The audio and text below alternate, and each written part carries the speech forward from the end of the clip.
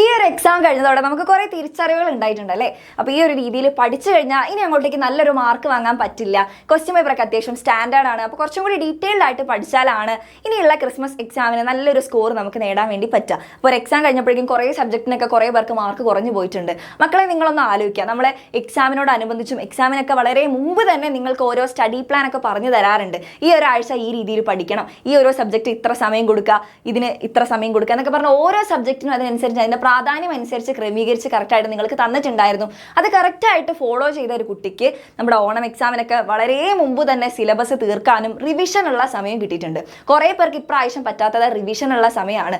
എല്ലാ കാര്യങ്ങളും പഠിച്ചൊക്കെ കഴിഞ്ഞു, പക്ഷേ പ്രോപ്പറായിട്ട് റിവൈസ് ചെയ്യാത്തത് കൊണ്ട് പഠിച്ച കാര്യങ്ങളൊക്കെ മറന്നു പോകാനും എക്സാം ഹാളിലെത്തി ടെൻഷൻ കൊണ്ട് ഈ പഠിച്ച കാര്യങ്ങളൊന്നും ഓർമ്മയിലേക്ക് വരുന്നില്ല. കുറേ പേർക്ക് അതാണ് പറ്റിയിട്ടുള്ളത്. അപ്പോൾ ഈ പ്രശ്നങ്ങളൊക്കെ ഒഴിവാക്കാൻ വേണ്ടിയിട്ടാണ് ഓരോ സ്റ്റഡി പ്ലാൻ നിങ്ങൾക്ക് പറഞ്ഞു തരുന്നത്.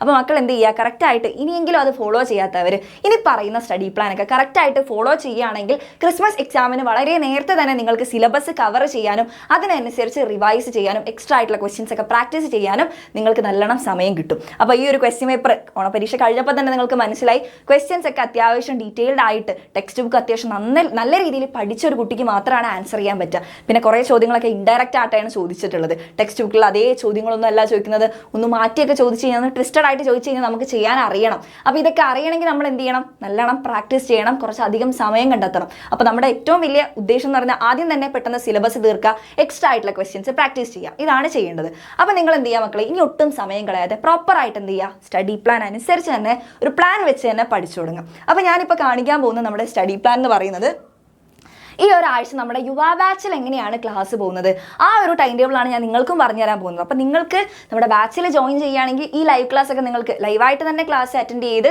പഠിച്ചു പോവാം. ഇനി അങ്ങനെ ജോയിൻ ചെയ്യാൻ ഇൻട്രസ്റ്റ് ഉണ്ടെങ്കിൽ മക്കൾക്ക് എന്ത് ചെയ്യുക, ഈ ഒരു നമ്പറിൽ മെസ്സേജ് അയച്ചാൽ മതി. ഇനി അതല്ല ബാച്ചിൽ ജോയിൻ ചെയ്ത കുട്ടികളാണെങ്കിൽ നിങ്ങൾ ഈ ഒരു രീതിയിൽ തന്നെ പഠിക്കുകയാണെങ്കിൽ നോക്കിക്കഴിഞ്ഞാൽ സോഷ്യൽ, മാത്സ്, ബേസിക് സയൻസ് ഈ 3 സബ്ജക്റ്റ് വളരെ ഇമ്പോർട്ടൻ്റ് ആണ്. കണ്ടന്റ് ഒക്കെ കുറച്ച് കൂടുതലുള്ള സബ്ജക്റ്റുകളായതുകൊണ്ട് അതിന് 3നും കുറച്ചധികം ഫോക്കസ് കൊടുക്കണം, നിങ്ങൾ കുറച്ചുകൂടി ഇമ്പോർട്ടൻസ് കൊടുത്ത് നിങ്ങൾ പഠിക്കണം. അപ്പോൾ ആ രീതിയിലാണ് നമ്മുടെ ബാച്ചിൽ ഈ ഒരാഴ്ച ക്ലാസ് വരുന്നത്. അപ്പോൾ അതേ ടൈം ടേബിളാണ് നിങ്ങൾക്കും ഞാൻ പറഞ്ഞു തരുന്നത്. അപ്പോൾ നിങ്ങൾക്ക് അറ്റൻഡ് ചെയ്യാൻ പറ്റുവാണെങ്കിൽ നിങ്ങൾ എന്ത് ചെയ്യുക, ബാച്ചിലേക്ക് വരിക. അല്ലാത്ത കുട്ടികൾ എന്ത് ചെയ്യുക, ഈ ഒരു രീതിയിൽ നിങ്ങൾ എന്ത് ചെയ്യുക, ഈ ഒരാഴ്ച പ്ലാൻ ചെയ്യാം. അപ്പോൾ മൺഡേ ഇന്ന് നിങ്ങൾക്ക് കൾച്ചർ ആൻഡ് കൾച്ചറൽ ഡൈവേഴ്സിറ്റീസ് എന്ന് പറഞ്ഞ ചാപ്റ്ററിൻ്റെ ലൈവ് ഓൾറെഡി നമ്മൾ ഈ ബേസിക് സയൻസിൻ്റെയും സോഷ്യലിൻ്റെയും മാത്സിൻ്റെ ഒക്കെ പാർട്ട് 1 ലൈവ് നമ്മൾ യൂട്യൂബിലും പോയിട്ടുണ്ടായിരുന്നു. അപ്പോൾ നമ്മുടെ അതിൻ്റെ പാർട്ട് 2 ലൈവായിട്ട് ദിൽഷാമസ് വരുന്നുണ്ട് ഇന്ന് കറക്റ്റ് 7 മണിക്ക് നമ്മുടെ ബാച്ചിലിട്ടോ, 7 മണിക്കല്ല 8:30. ഓക്കെ. അപ്പോൾ നമ്മുടെ അതേപോലെ അടുത്ത ദിവസം മാത്സിൻ്റെ ഡെസിമൽ ഫോംസ് ഓൾറെഡി നമ്മൾ പാർട്ട് 1 ലൈവ് യൂട്യൂബിൽ പോയതാണ്. അതിൻ്റെ പാർട്ട് 2 ലൈവാണ് യുവ ബാച്ചിൽ നാളെ വരുന്നത്. അതേപോലെ സോഷ്യലിൻ്റെ ഈ കൾച്ചർ ആൻഡ് കൾച്ചറൽ ഡൈവേഴ്സിറ്റീസിൻ്റെ പാർട്ട് 3 ലൈവ് അടുത്ത ബുധനാഴ്ച. പിന്നെ മാത്സിൻ്റെ ഡെസിമൽ ഫോംസ് പാർട്ട് 3 ലൈവ് വ്യാഴാഴ്ച. ബേസിക് സയൻസിൻ്റെ ഫ്ലവറിംഗ് ആൻഡ് ഫ്രൂട്ടിങ്ങിൻ്റെ പാർട്ട് 2 ലൈവ് വെള്ളിയാഴ്ച. പിന്നെ ശനി ഞായർ ദിവസങ്ങളിൽ നിങ്ങൾക്ക് ലാംഗ്വേജസിൻ്റെ ക്ലാസ്സുകൾ കാണാനും അതേപോലെ റിവിഷനും വേണ്ടിയിട്ടുള്ള സമയമാണ്. അപ്പോൾ ഇതാണ് ജസ്റ്റ് നമ്മുടെ ബാച്ചിലുള്ള ടൈം ടേബിൾ. അപ്പോൾ ഇത് ഞാൻ ജസ്റ്റ് കാണിച്ചു തരുന്നത് നമ്മുടെ ബാച്ചിൽ എങ്ങനെയാണ് ക്ലാസ്സുകൾ നടക്കുന്നതെന്ന് നിങ്ങളൊന്ന് അറിയാൻ വേണ്ടിയിട്ടും. അപ്പോൾ നിങ്ങൾക്ക് മനസ്സിലായി ഡീറ്റെയിൽഡ് ആയിട്ടുള്ള ലൈവുകളാണ് ഇവിടെ കണ്ട് പാർട്ട് 1, പാർട്ട് 2, പാർട്ട് 3 ഒക്കെ ആയിട്ട് ഡീറ്റെയിൽഡ് ആയിട്ടുള്ള ലൈവ് ക്ലാസ് ആണ് നിങ്ങൾക്ക് പ്രൊവൈഡ് ചെയ്യുന്നത്. അപ്പോൾ അതിൻ്റെ ഉദ്ദേശം എന്താണ് മക്കളെ, ടെക്സ്റ്റ് ബുക്ക് അത്രയും ഡീറ്റെയിൽഡ് ആയിട്ട് പഠിച്ചാൽ മാത്രമാണ് ഇനി അങ്ങോട്ട് വരുന്ന എല്ലാ ക്വസ്റ്റ്യൻ പേപ്പറും നമുക്ക് നല്ല രീതിയിൽ അറ്റൻഡ് ചെയ്യാനും നല്ലോണം ആൻസർ ചെയ്യാൻ വേണ്ടി പറ്റുള്ളൂ. അപ്പോൾ മക്കൾ എന്ത് ചെയ്യുക, ഇതേ രീതിയിൽ തന്നെ സോഷ്യലിനും ബേസിക് സയൻസിനും മാത്സിനൊക്കെ കൂടുതൽ ഇമ്പോർട്ടൻസ് കൊടുത്ത് പഠിക്കുക.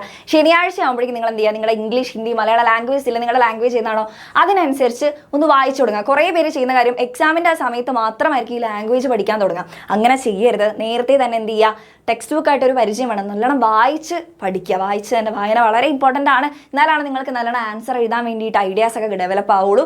സോ നന്നായിട്ട് വായിക്കുക. ഈ ലാംഗ്വേജസ് ഒക്കെ എന്ത് ചെയ്യുക, ഗ്രാമറൊക്കെ കുറേ പേർക്ക് ബുദ്ധിമുട്ടുള്ള ഒരു ഏരിയയാണ്.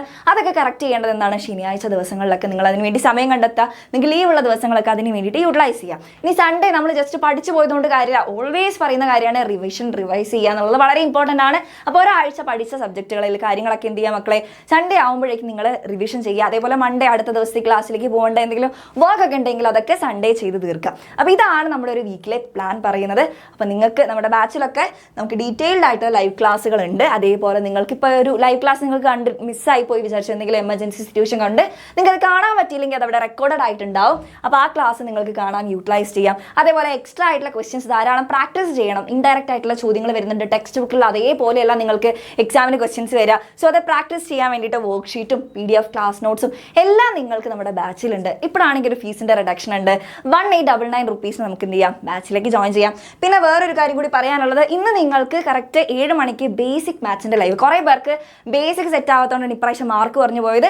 അപ്പോൾ നിങ്ങൾക്ക് ബേസിക് മാത്സിൻ്റെ ലൈവ് ഉണ്ട് ഇന്ന് കറക്റ്റ് 7 മണിക്ക്. അപ്പോൾ ഫ്രണ്ട്സിനൊക്കെ ഷെയർ ചെയ്ത് കൊടുക്കുക, എല്ലാവരും ലൈവിലേക്ക് വരിക. അപ്പോൾ ഈ ഒരു വീക്ക് ഇതിനനുസരിച്ച് നിങ്ങൾ എന്ത് ചെയ്യുക, പ്ലാൻ ചെയ്യുക. അപ്പോൾ എല്ലാവരും അടിപൊളിയായിട്ട് പഠിക്കുക.